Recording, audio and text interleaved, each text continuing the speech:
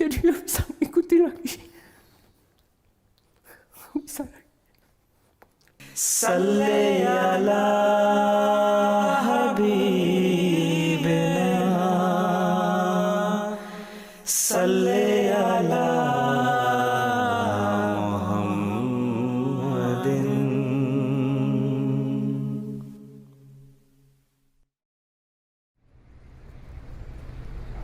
Berada di kawasan megapolitan Jabodetabek, membuat Bekasi menjadi salah satu kota terpenting di Indonesia.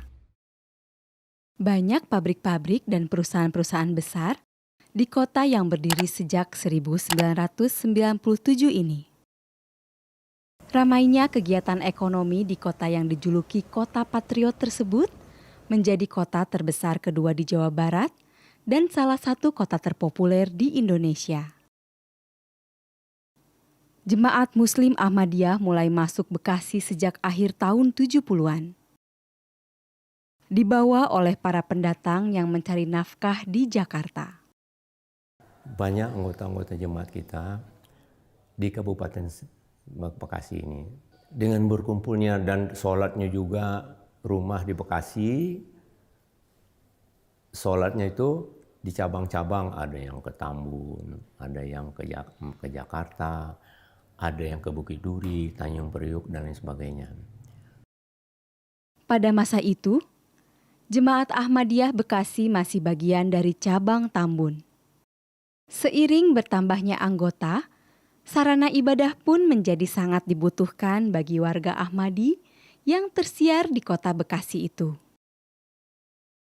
Maka berinisiatiflah beberapa anggota jemaat yang udah senior-senior, yang ini yang lama, rapat dan suatu hari kita berkumpul, kita canangkan membeli sebidang tanah.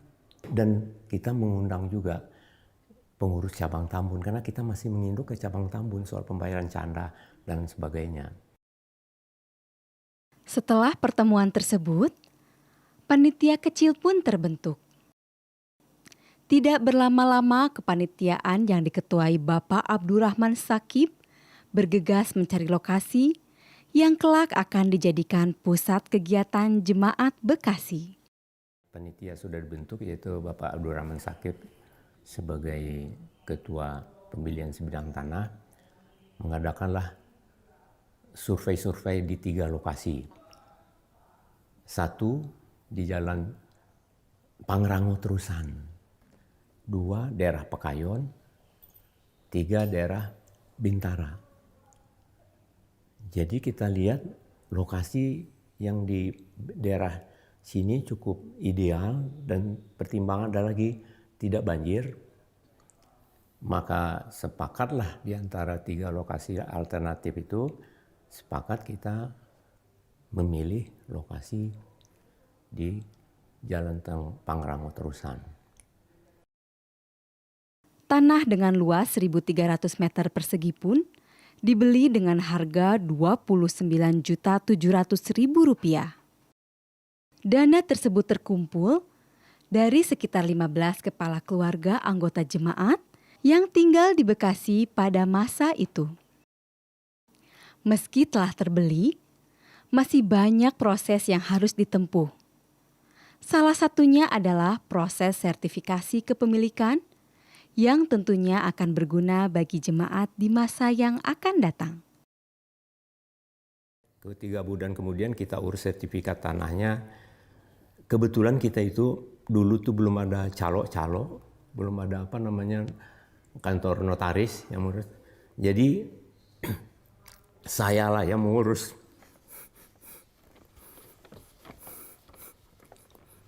Berdua dengan teman saya, Munir ke kantor BPN.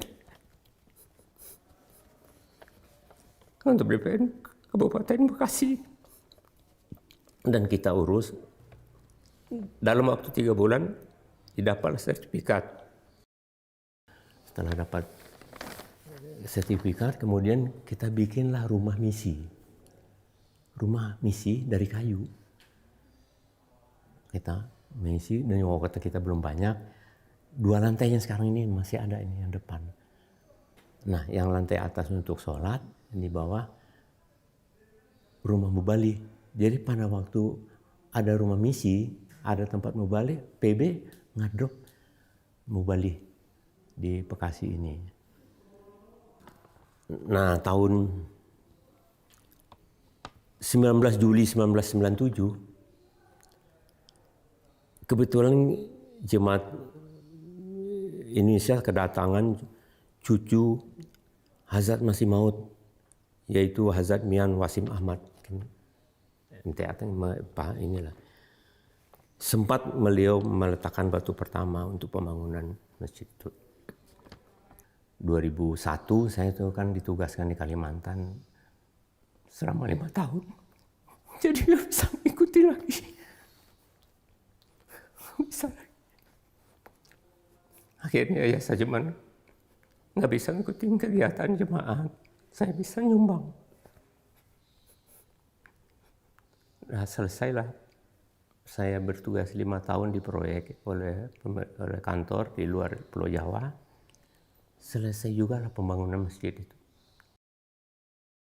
Masjid Al-Misbah telah menjadi sarana bagi ratusan anggota jemaat Bekasi untuk beribadah, bertawazuh, dan mendekatkan diri pada Sang Khalik. Namun seiring berjalannya waktu, penentangan pun muncul. Dan puncaknya terjadi di tahun 2013. Untuk melaksanakan pemagaran dengan seng untuk menghentikan kegiatan Jamaah Ahmadiyah Indonesia yang dilakukan di bangunan Masjid Al-Misbah. Kita dipagari seng, tidak boleh masuk dan tidak boleh keluar. Itu yang terbesar, dan itu yang menurut para pengamat, ya bukan kata saya. Penyegelan Masjid Al-Misbah ini penyegelan yang paling parah dilakukan oleh Pemkot khususnya terhadap Masjid Ahmadiyah dibandingkan masjid-masjid Ahmadiyah lainnya. Jadi alhamdulillah yang datang ke sini juga luar biasa. Ada anggota DPR, Ibu Gus Dur yang datang ke sini. Aktivis-aktivis, terus banyaklah tokoh-tokoh masyarakat yang mereka bingung kok ada masjid disegel secara biadab seperti itu. Jadi puncaknya memang tahun 2013 setelah mengalami 5 kali penyegelan. Jadi penyegelan pertama hanya digembok, penyegelan kedua hanya digembok, pasangin pelang. Penyegelan yang kelima kali itu adalah yang paling parah. Tidak boleh masuk, keluar masuk. Ini masjid, tempat ibadah kepada Allah.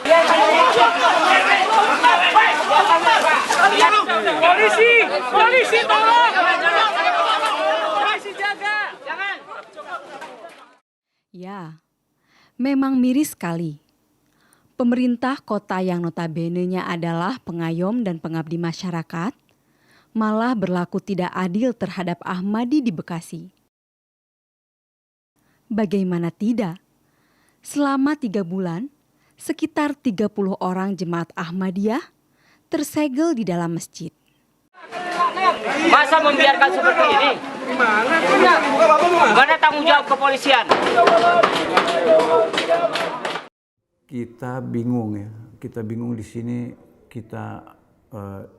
Mereka menyegel tanpa ada surat perintah dari pengadilan, karena hanya ada surat dari wali kota. Kita di sini disegel pada malam hari dengan kekuatan penuh aparat. Kurang lebih katanya sekitar 400 sampai 600 aparat datang ke sini. Sesukanya mereka memagar masjid. Malam-malam lagi. Etika sudah tidak dipakai. Ini asal resmi, ada izinnya. Coba pelajari jelas masjid. Apa coba yang dilanggar? Kami melakukan kesalahan apa coba? Masuk ke dalam sini untuk membubarkan kita, tapi kita bertahan di sini supaya nggak ada yang keluar dari masjid. Akhirnya dia mengambil sikap untuk memagari seng seluruh lingkungan di sini dipagari seng. Mereka mengultimatum kita tidak boleh ada yang keluar dan tidak boleh ada yang masuk, tidak boleh diberi makan dan tidak boleh membeli makan. Akhirnya aktivis Ibu Gus Dur segala macam memberi makan kita tuh dilempar dari pagar, karena begitu ada yang mau keluar, mau ambil makanan, ditangkap pasti.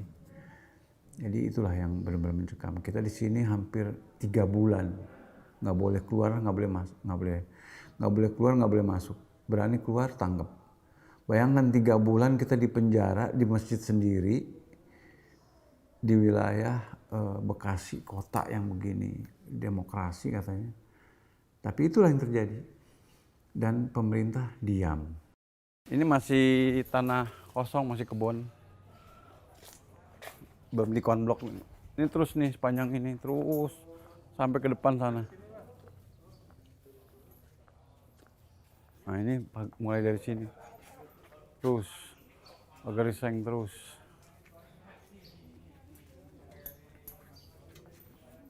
Terus sampai ujung. Ini hanya ada sisa ini satu. Kita tinggali sebagai monumen. Ini salah satu plang penyegelan yang kita tinggalkan. Dari 5 kali penyegelan.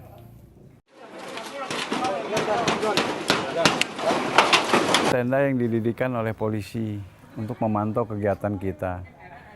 Sepanjang ini pagar seng setinggi 2 meter lebih memanjang dari mengelilingi pagar ini. Setiap makanan yang akan dikirim harus dilempar karena tidak mungkin dikirim lewat atau celah-celah yang ada. Lempar makanan itu begini dari sini. Blus. Dari ngelempar makanannya dari depan atau dari sini? Dari sini kadang-kadang dari tergantung yang hudam yang ada aja. Hudam mintanya dari sini, kita lempar dari sini. Kalau hudam yang dari depan sana, misalnya Ibu Wedding datang, lempar dari depan. Nah itu untuk Ini belum ada kan? Ini belum ada. untuk dana kayak gitunya? Jadi Iuran anggota? wilayah yang menangani. Wilayah terkumpul kurang lebih berapa puluh juta untuk konsumsi di dalam.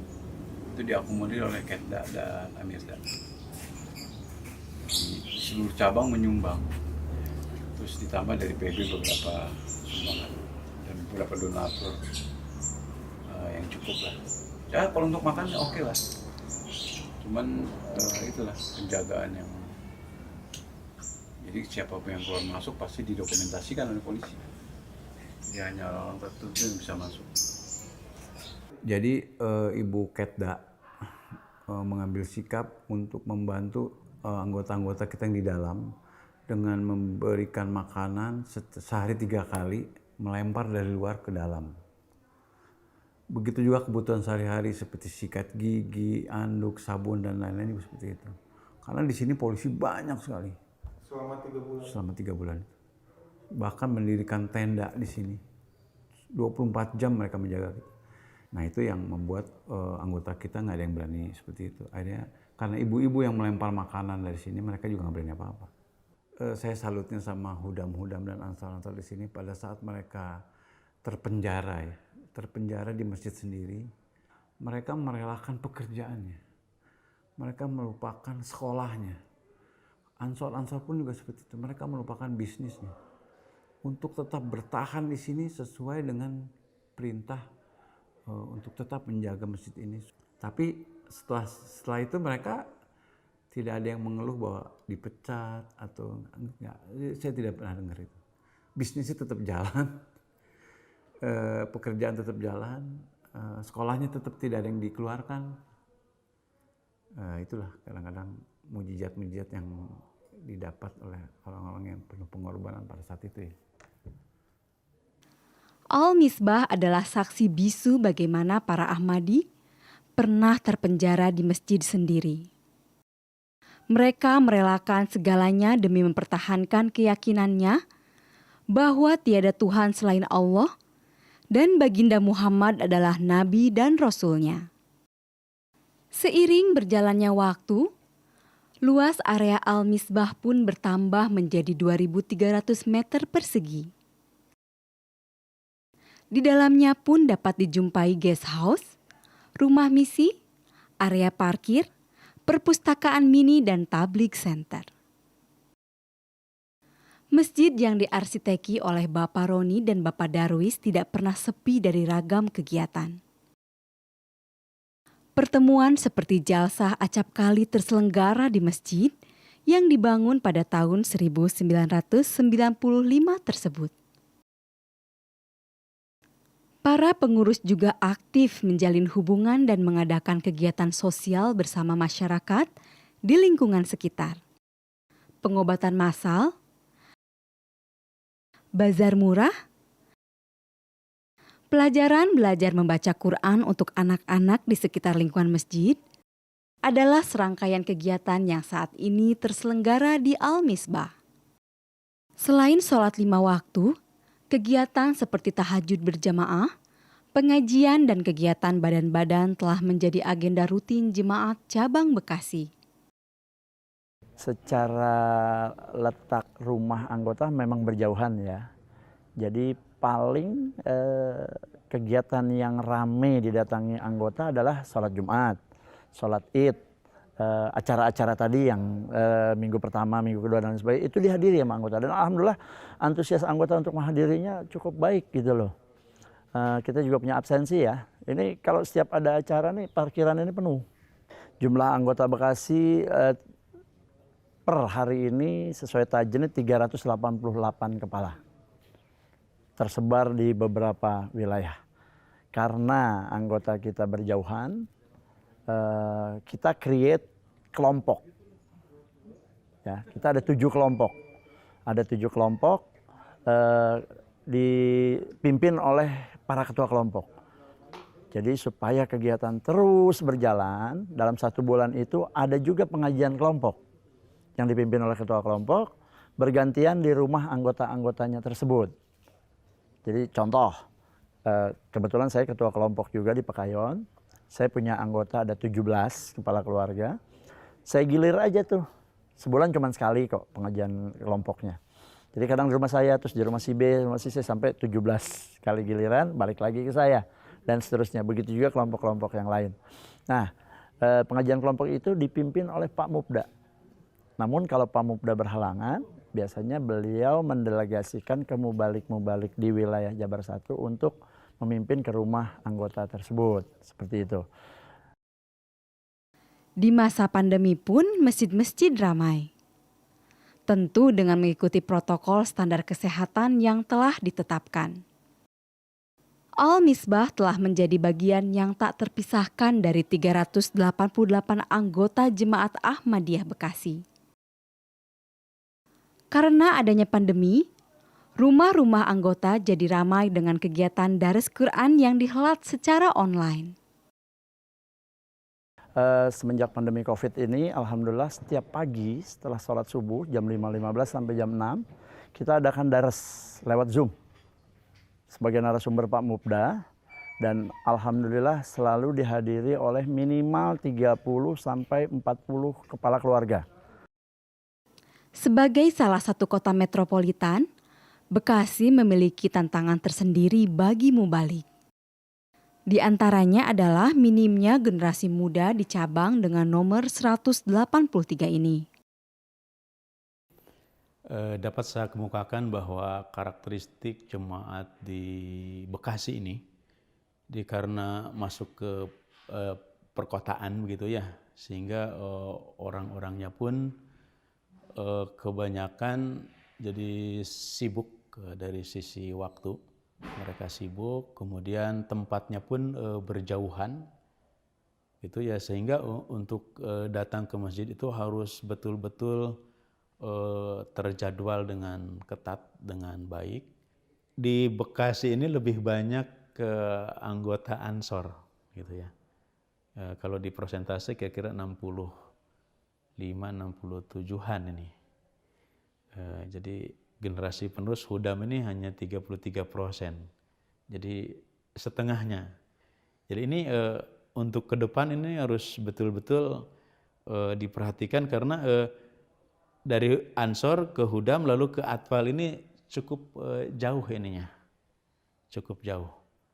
Jadi mesti ke depan itu mudah-mudahan ya ini bisa yang Atpal maupun yang Hudam untuk lebih ditingkatkan kualitasnya demi untuk mengganti ini yang tua. Dan ini kalau tadi Ansor 67 misalkan, ini baru 33 yang Hudam, kan untuk kepengurusan ke depan ini juga sebuah tantangan besar itu.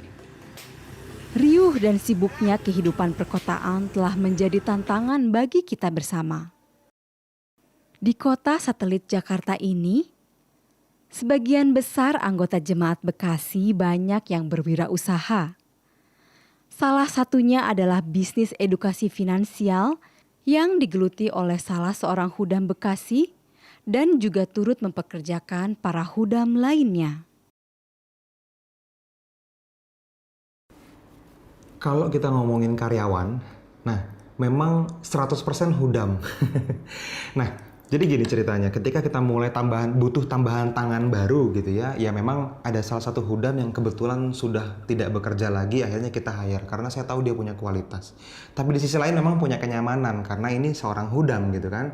Jadi kita nggak lagi ngomongin apakah nanti dia jujur atau tidak, misalnya apakah dia sholat atau tidak. Nanti kalau misalnya kita punya kegiatan jemaat sama perusahaan ngaturnya gimana gitu kan. Akhirnya saya pikir udahlah rekrut satu orang Hudam. Lalu bertambah besar lagi, tim kita butuh tambahan tangan lagi. Bertambah besar lagi, butuh tambahan tangan lagi. Sampai mungkin 3 bulan yang lalu, saya dalam 1 bulan nambah 5 karyawan. Jadi sekarang punya total sekitar 12 karyawan. Kita bicara bulan Januari. Bulan 1, itu kita plus 2R. Maksimal. Nah, yang mau direview untuk sales call, yang pertama. Nah, kenapa saya ambil teman-teman Hudam? Saya tahu persis bagaimana kadang-kadang jemaat membutuhkan secara tiba-tiba dan kita harus siap berkhidmat kan gitu ya. Nah, itu yang saya bangun di kultur perusahaan ini gitu.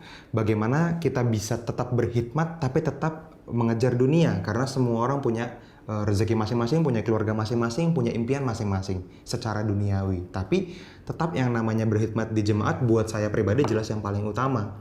Makanya saya rekrutnya Hudam. Awalnya seperti itu.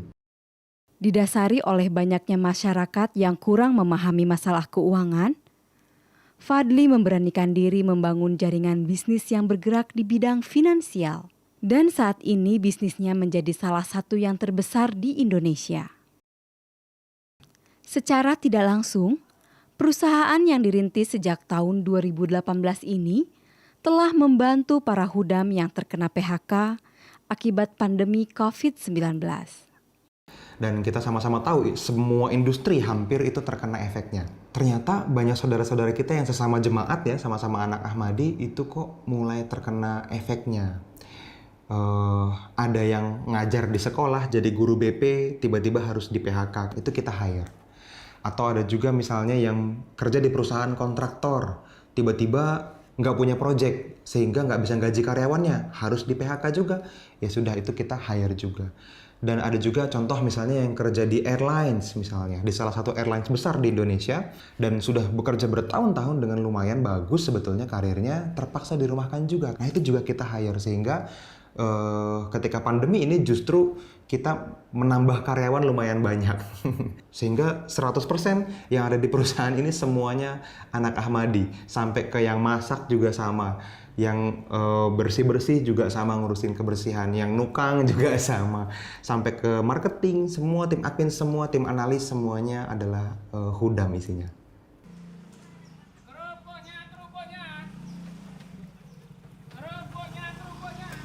Sama halnya dengan Fadli, adanya pandemi menjadi berkah tersendiri bagi Bapak Iman Sentosa. Pas COVID itu, alhamdulillah mungkin karena malah dapat berkah sendiri saya. Memang sih sebulan pertama COVID itu kan lockdown, semua pedagang nggak bisa jualan, termasuk tukang bubur, tukang ketoprak, termasuk saya tukang kerupuk. Tapi setelah PSBB longgar itu, saya bisa jualan. Karena lockdown, kan saya mau nggak mau nyari tempat lahan baru. Tempat lahan baru, lockdown, tempat lahan baru. Jadi secara nggak langsung malah jualan saya menyebar, meluas gitu. Makin dapat tempat baru, makin dapat tempat baru. Nah, begitu lockdown kayak sekarang ini udah mulai dibuka, alhamdulillah gitu.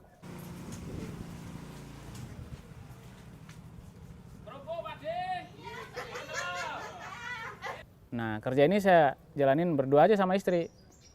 Nah, kalau pas goreng dibantu istri, bungkusin juga dibantu sama istri saya, berdua aja sih. Belum ada apa namanya ya, teman yang bantuin ya. Bapak dua anak ini telah merintis usahanya sejak 2 tahun yang lalu. Kegiatan ini dilakoninya berdua saja dengan sang istri tercinta.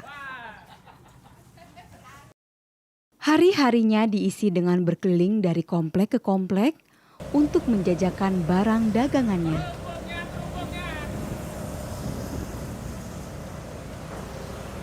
Kalau kebanyakan orang-orang itu jualan kerupuk ke warung-warung, ditaruh di warung 5 bungkus, taruh 10 bungkus. Ada 10 warung ya, memang sih enak itu jualan dan langganan. Nah, kalau saya enggak. Kalau saya jualannya langsung ke konsumen, masuk ke perumahan-perumahan. Kalau ada kegiatan jemaat, kayak kemarin itu kan di sini ada jalsah ya. Alhamdulillah ya, saya tinggalkan aja jualan saya itu. Kan jalsah 3 hari, saya 5 hari nggak jualan. Ya alhamdulillah nggak ada masalah. Ya rezeki mah alhamdulillah ada aja lah gitu ya. Saya di sini malah dapat berkah sendiri saya. Itulah sekilas tentang potret sejarah dan kehidupan Jemaat Bekasi. Jemaat yang didirikan oleh para pendatang, kini generasi telah tumbuh dan berkembang. Mudah-mudahan Al-Misbah akan senantiasa terus menerangi para Ahmadi saat ini dan Ahmadi yang akan datang. Amin.